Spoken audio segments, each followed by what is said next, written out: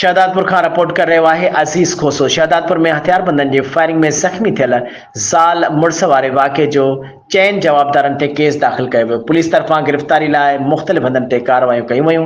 उन सिलसिले में मदलसी रोड ते रिंद रस्ते वटि हथियारबंदनि पारां फायरिंग में गोलियूं हणी ज़ख़्मी कयल नौजवान गज़नफर ख़ासकेली ऐं संदसि ज़ाल सवेरा वारे वाक़े बाबति ज़ख़्मी नौजवान जे भाउ अली अहमद ख़ासकेली जी फ़रियाद ते 4 जवाबदारनि ते FIR दर्ज कई वई।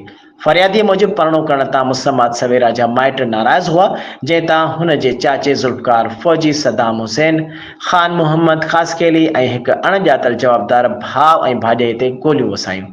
वाक़े जी FIR दर्ज थियण बैदि मक़ामी पुलिस कार्रवायूं शुरू करे छॾियूं। उन सिलसिले में शहदादपुर थाणे जे इंचार्ज गुलाम शब्बीर दिलवाणीअ मूजिब वाक़े जी FIR दर्ज कई वई आहे। नामज़द जवाबदारनि जी गिरफ़्तारी लाइ तहरुक वठी रहिया आहियूं। जल्द खेनि गिरफ़्तार कयो वेंदो।